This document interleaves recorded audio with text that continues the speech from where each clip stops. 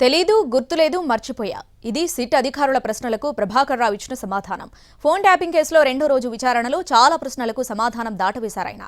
ఇంతకీ సిట్ అడిగిన ప్రశ్నలేంటి? మళ్ళీ అతన్ని ఎప్పుడు ప్రశ్నించనుంది? ఫోన్ ట్యాపింగ్ కేసులో ప్రధాన నిందితుడుగా ఉన్న ప్రభాకర్ రావు నుంచి కీలక సమాచారం రాబట్టేందుకు ప్రత్యేక దర్యాప్తు బృందం సిట్ ప్రయత్నిస్తోంది.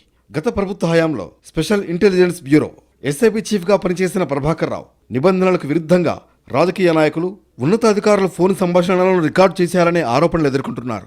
ఈ కేసులో ఇప్పటికే అరెస్టైన నిందితులు విచారణలో చెప్పిన వివరాల ఆధారంగా ప్రభాకర్ రావును ప్రశ్నిస్తోంది సిట్. ఇక రెండో రోజు విచారణలో భాగంగా ప్రభాకర్ రావును 9 గంటల పాటు సిట్ ప్రశ్నించింది. చాలా ప్రశ్నలకు సమాధానాలు దాటవేశారు ప్రభాకర్ రావు. అధికారికమని కొన్నిటికి, వ్యక్తిగతమంటూ ఇంకొన్ని ప్రశ్నలకు బదులిచ్చారాయన. అయితే చాలా ప్రశ్నలకు తనకు తెలియదని, ఆ విషయం గుర్తులేదంటూ తప్పించుకున్నారు.